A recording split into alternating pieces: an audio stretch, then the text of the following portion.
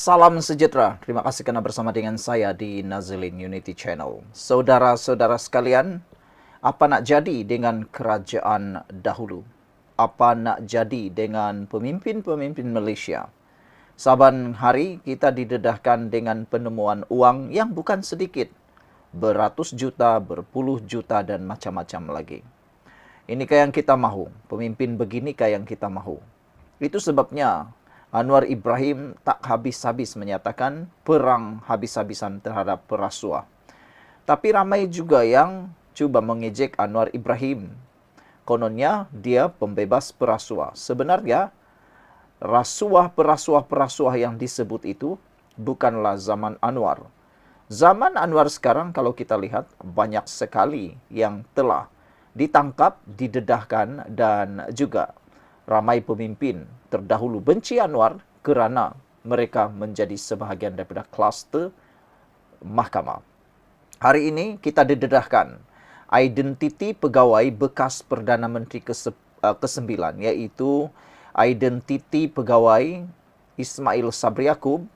Dua daripadanya bergelar Datuk.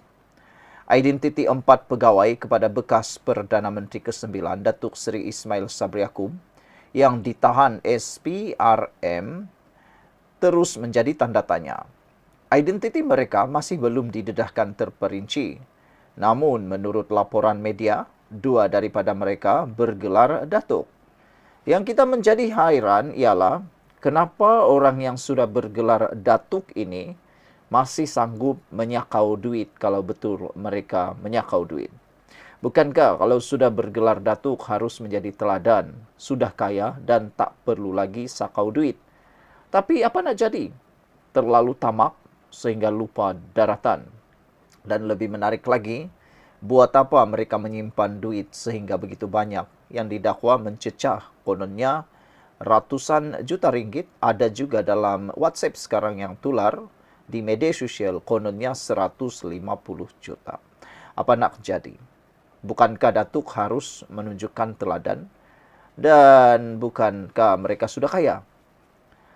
Menurut laporan di Harapan Daily ini, nama-nama mereka sudah banyak disebut di media sosial, tetapi belum dapat disahkan lagi. Menurut laporan berita harian BH, kesemua mereka ditahan bagi membantu siasatan lanjut terhadap beberapa kes yang dikaitkan dengan rasuah ketika era pentadbiran negara diketuai Ismail Sabri Yaakob.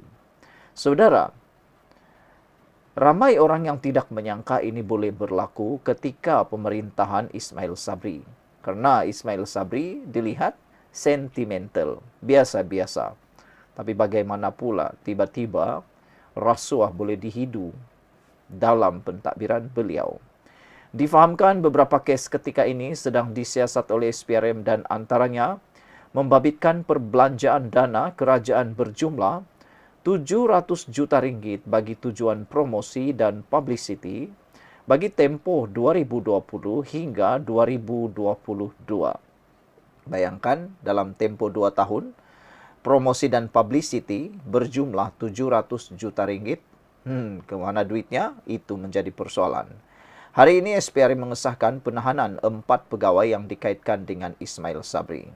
3 daripadanya direman sehingga Selasa ini, manakala seorang wanita yang juga pembantu kepada seorang datuk telah pun dibebaskan hari ini. Wah, itu rupa-rupanya identiti mereka. Ada seorang wanita dan ada yang bergelar datuk. Identitinya sangat mengejutkan kita. Adakah selepas ini kita akan lihat tangkapan yang lebih luar biasa, jerum besar ditangkap? Kita jumpa lagi. Salam sejahtera, terima kasih karena bersama dengan saya di Nazilin Unity Channel. Ini kejutan paling hebat sekali hari ini. Dunia politik Malaysia gempar lagi. Bahkan pastinya menggemparkan kerajaan perpaduan pimpinan Anwar Ibrahim. Dan yang paling sangat terkejut adalah kerajaan terdahulu sebelum ini, yaitu Kerajaan Gabungan Barisan Nasional Perikatan Nasional pimpinan Ismail Sabri Yaakob. Hari ini disahkan bahawa 4 pegawai terkait Ismail Sabri ditahan SPRM. Ada netizen yang cuba menyindir di dalam ruangan Facebook Apabila berita ini disiarkan, mereka kata, adakah ini sebabnya Ismail Sabri Yaakob tiba-tiba jatuh dan tidak sedarkan diri, pingsan kemarin. Saya tidak percaya itu puncanya. Walau bagaimanapun, mungkin juga itu menyebabkan kesusahan hati kepada Ismail Sabri Yaakob. Walau bagaimanapun, kita yakin SPRM akan menyiasat sebaik-baiknya. 4 pegawai yang terkait dengan Ismail Sabri Yaakob ditahan SPRM itu adalah pegawai. Mereka merupakan pegawai ketika Ismail Sabri Yaakob menjadi Perdana Menteri. 4 pegawai terkait bekas Perdana Menteri Ismail Sabri Yaakob direman 3 hari ke 5 hari susulan penahanan oleh SPRM. Sumber berkata perintah reman dikeluarkan Mahkamah Putrajaya semalam.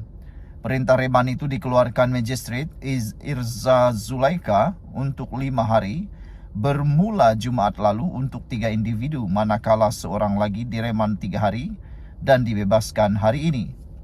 Menurut berita harian, Ketua Pesuruhjaya SPRM Azam Baki mengesahkan perkara berkenaan dan kes sedang disiasat mengikut Seksyen 16E Akta SPRM.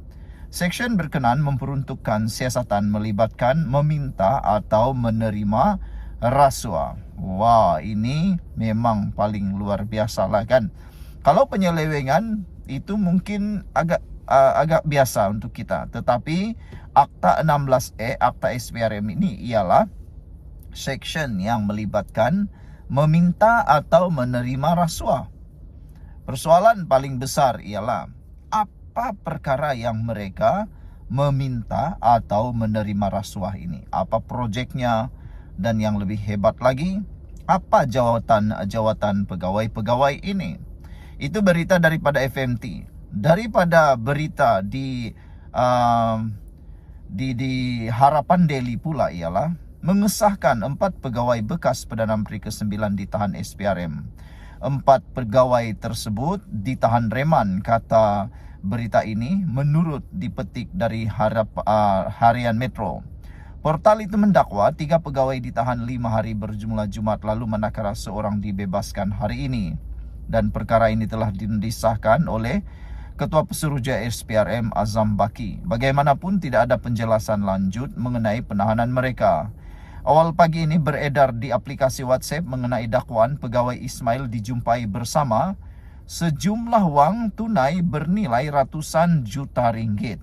Namun dakwaan itu tidak dapat disahkan. Wow.